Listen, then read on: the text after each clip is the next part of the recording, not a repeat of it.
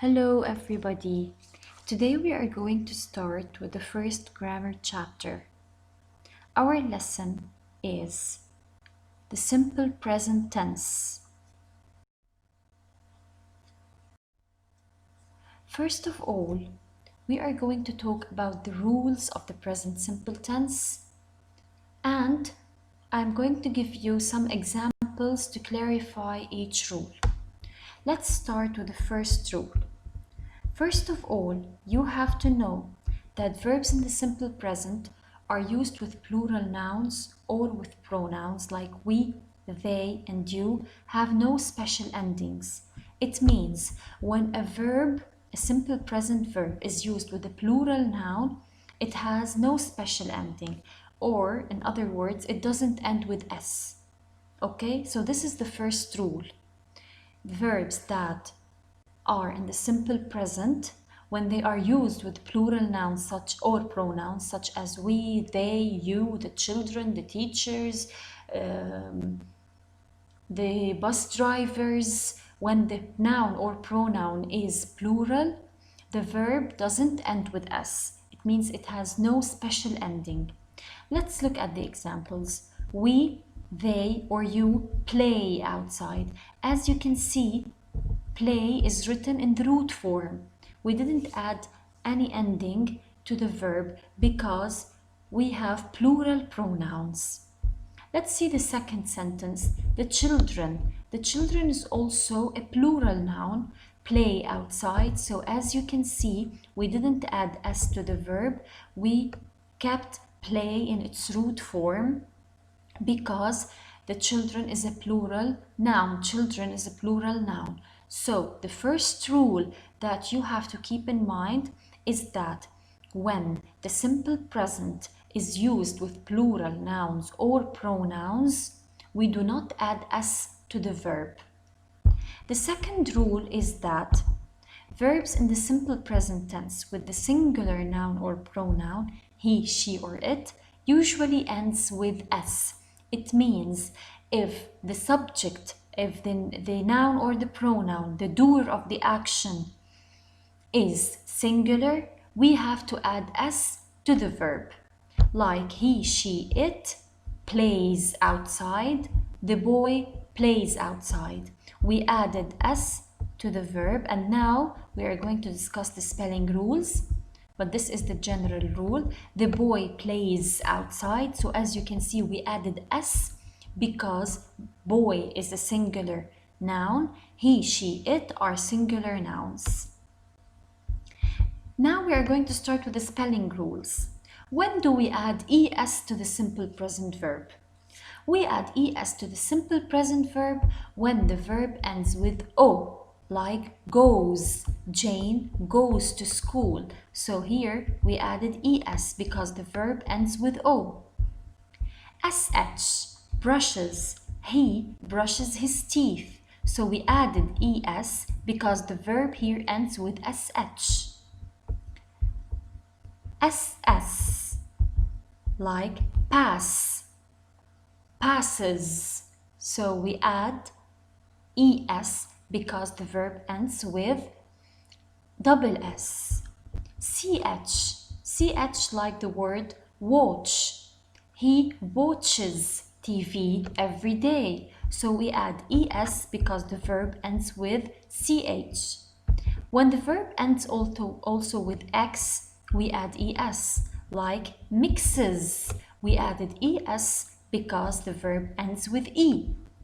Also, when the verb ends with z, we add also es. So, we add es to some verbs which end with o, sh, double s, ch, x, and z. So, if the verb ends with one of these, it means we have to add es to the verb. Now, rule number 4. If the simple verb ends with y preceded by a consonant, we change y to I and add es. Let's see the example. Study. D precedes y. and it's a consonant letter, it's not a vowel letter.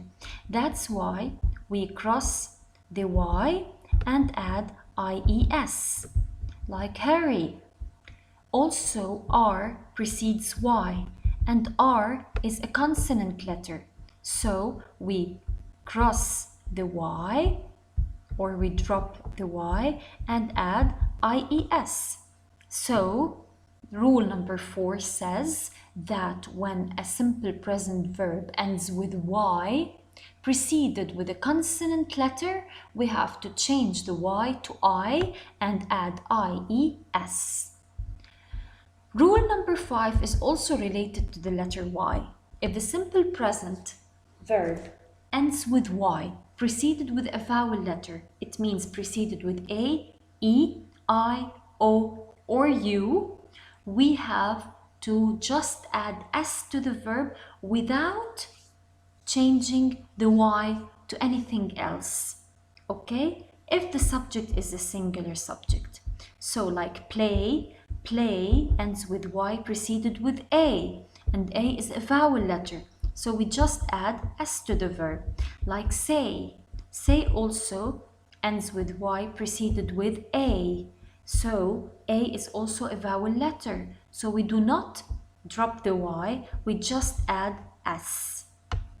The last rule says that verbs in the present simple used with I and you have no special endings. It means I say I write, I play, I eat, I drink, I study, I do, I watch, I brush, and I say the same to you. You write, you like, you watch, you play, you do, okay, you take, you make. So when the simple present verb is used with I and you, we do not add anything to the verb. Okay, so verbs with I and you have no special endings. It means I cannot say I writes or you plays. This is wrong. So these are the rules of the present simple tense, the spelling rules of this present simple tense. Let's see what's next. Now we are going to move to something very important, which is the uses. Let's read together the following sentences, underline the subject and the verb, and deduce the different uses of the present simple. Let's see. Self-confidence is a necessary survival trait. This is a general fact. Let's see the subject. The subject is self-confidence, and the verb is a necessary survival trait. So here, this sentence is stating a general fact. So the first use of the present simple tense is stating general facts. Number 2, we usually spend summertime in the mountains. As you can see, we is the subject and spend is the verb. We usually spend summertime in the mountains. It means every year. We do this habitually. So the simple present tense is also used to express habitual actions, actions which are repetitive, actions that you always do. I visit my grandmother on Saturdays. It means every Saturday I visit my grandmother. So this also is a habitual action. Number 3, Emma believes in her ability to succeed at her new job. This is an opinion. I'm just expressing a certain opinion. Emma believes, she thinks, okay? She thinks that she believes in her ability. It means I think, I believe, I guess. In my opinion, Emma believes in her ability to succeed. So here, Emma is the subject and believes is the verb. As you can see, Emma is a singular subject, so that's why we added S to the verb. So the third use of the simple present tense is to express a certain opinion. Number 4, The temperature reaches 35 degrees Celsius in this town during summer. The first thing that I want you to look at is 35. And then we are going to underline the subject, which is temperature, and the verb, which is reaches. Temperature is singular, that's why we added es. Why did we add es? We added es because the verb ends with ch. Now, I asked you to look at 35 degrees Celsius because this is a number. It's a real number. It's something real. It's a fact. It cannot be changed. So, the fourth use of the simple present tense is to express facts, real events. Number 5. Our plane leaves to Madrid at 10 a.m. Scheduled future action. What do we mean by scheduled future action? First, let's underline the subject, circle the verb. Plane is a singular subject, so we added s to leaves. Scheduled future action, if you can see here, they said at 10 a.m. When I say at 10 a.m. or when I state the time, it means this action is scheduled. I already planned for this action. That's why we say our plane leaves. So the fifth use of the present simple tense is to state scheduled future actions. Number 6. When you arrive at the beach, please send me a message in a time clause. So here I'm asking someone, when you arrive to the beach, please send me a message. Okay? So I'm asking you to do something at a specific period of time. Arrive is a verb and you is the subject. We didn't add s to arrive because here it comes with you. And we said when the simple present tense is stated with you or I, we do not add s to the verb. So these are the uses of the simple present tense. As we said, it expresses general facts, habitual or repetitive actions, opinion, fact or real events, scheduled future actions which are planned for, and in a time clause it means at a certain period of time. So as you can see, this is a summary. We've mentioned them. The 5 uses of the present simple tense: express habitual actions, a general or scientific fact, opinion, schedule future actions, and in a time clause. Now we are going to move to the form of the present tense. A person with low self-confidence avoids social gatherings. Let's see here. A person is the subject and avoids is the verb. Okay? As you can see, when the subject is singular, we add s to the verb. This is the first form. They avoid going to mountains during winter for safety reasons. They here is the subject, and as you know, they is a plural pronoun. That's why we didn't add s to the verb, because they is a plural pronoun. And we said when we have a plural pronoun, we do not add s to the verb. As you can see, they is the subject, avoid is the verb. So this is the form of the present simple tense. When we have a singular subject, we add s to the verb. Of course, based on the spelling rules that we have explained before. When we have a plural subject, the verb has no changes. It stays in its root form. Now, we have to remember this rule. What do we deduce at the end of all what we have explained now?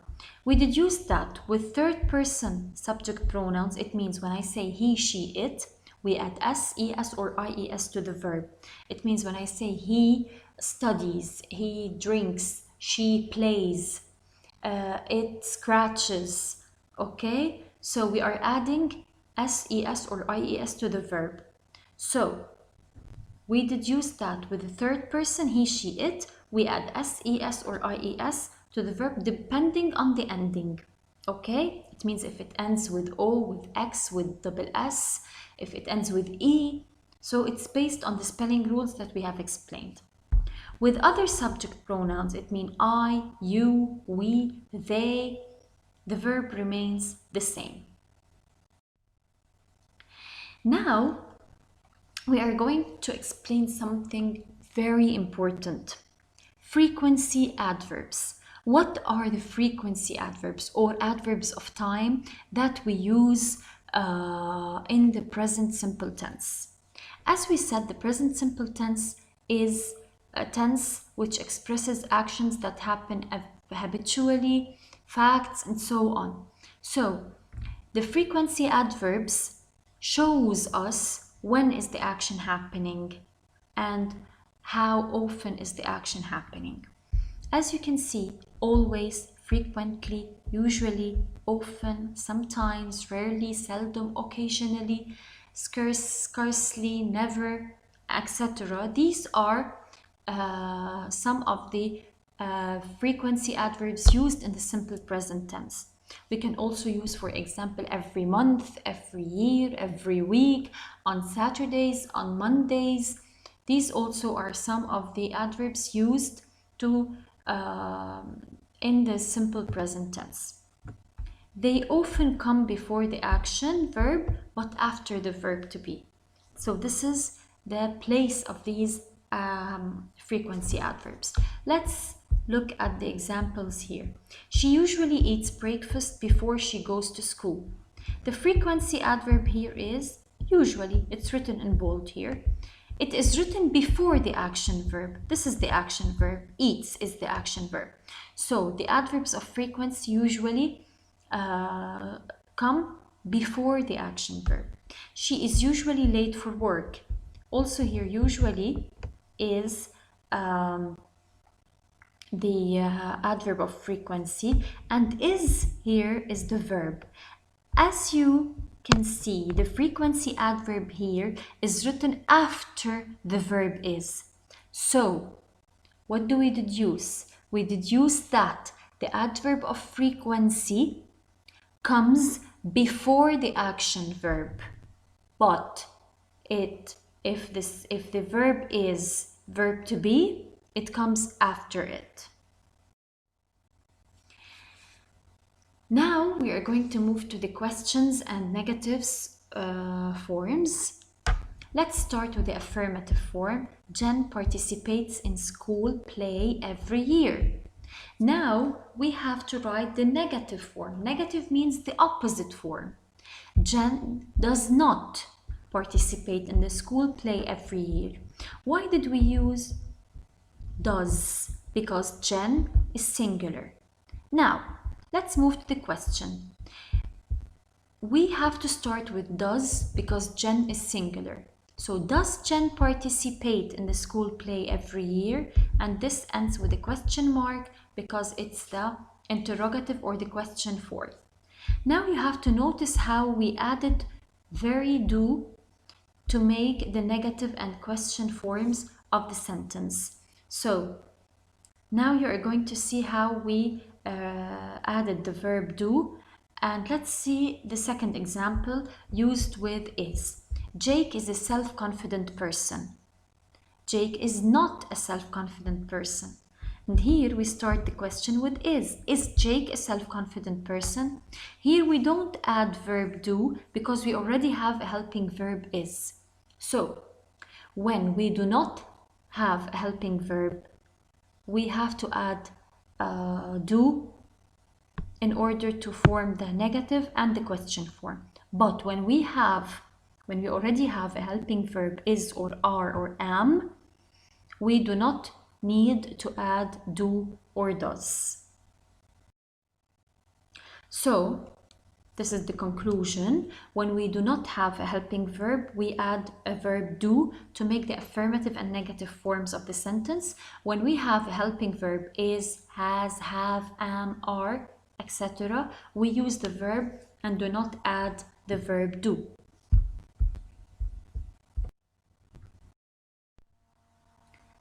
So now, after explaining the lesson, let's just start with the practice questions.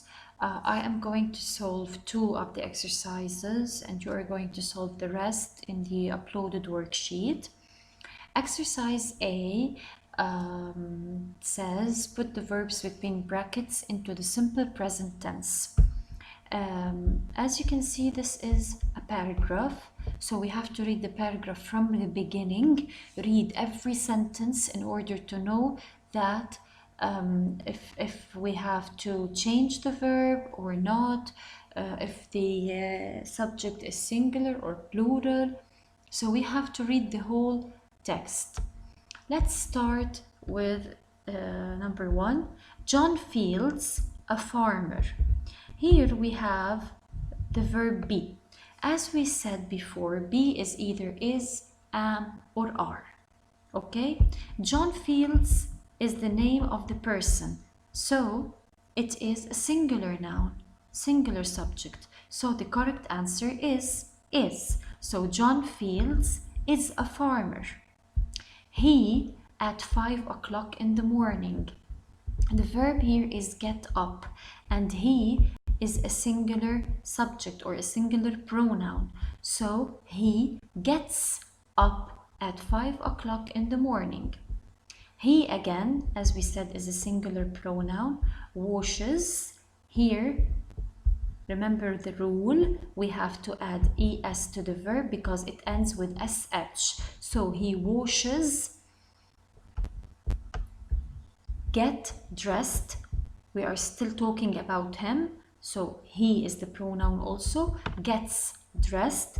And have breakfast. So because he is a singular pronoun, so have becomes has. So the sentence becomes he washes, gets dressed, and has breakfast. He, his coat, and go outside. He puts on, because he is a singular pronoun, puts on his coat and goes outside. We have to add here es to the verb because it ends with o. So he puts on his coat and goes outside. He, the cows early in the morning.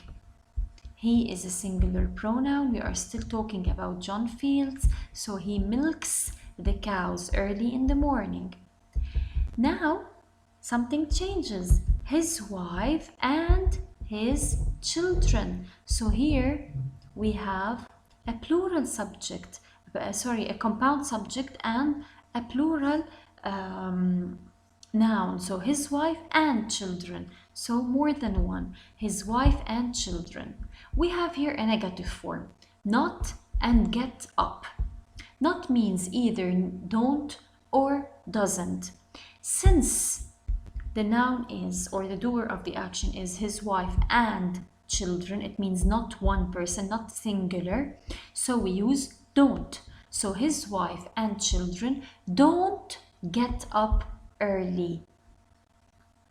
They is also a plural pronoun, and we said in the rules before, when we have a plural pronoun, we do not add s to the verb. So they get up at 7 o'clock.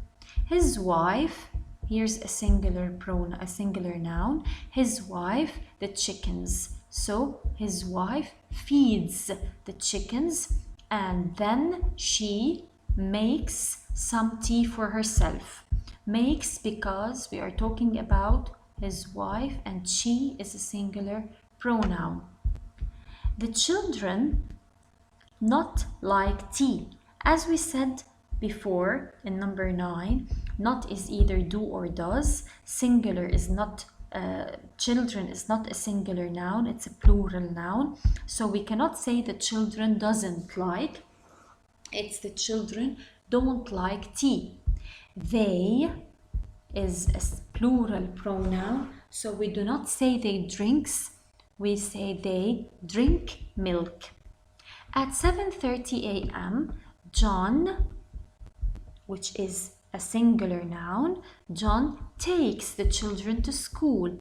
His wife, also singular, helps John on the farm, and then she, do is the verb. Because she is a singular pronoun, we have to add es. So because the verb ends with o and because the pronoun is singular, so, and then she does the housework. At 4 o'clock the children come home from school.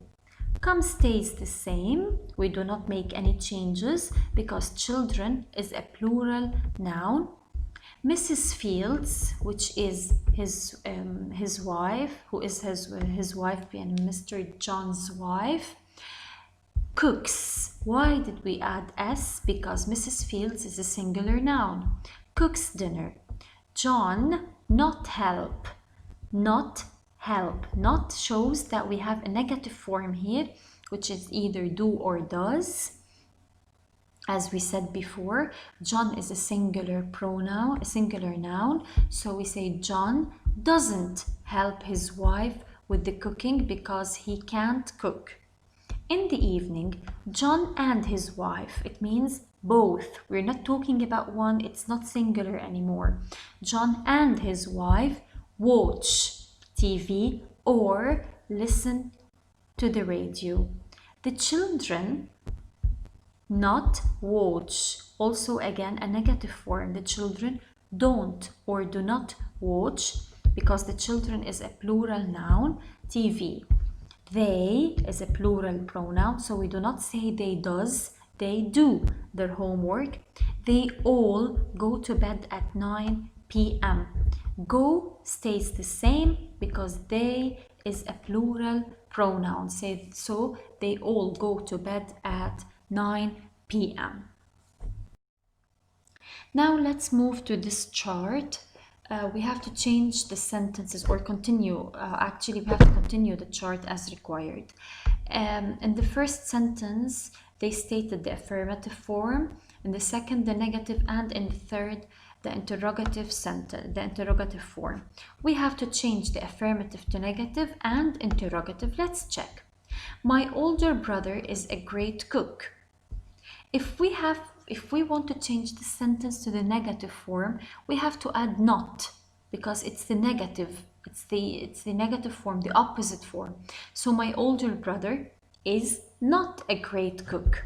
Since here the verb is, so we have to start the interrogative sentence with is. Is your older brother a great cook?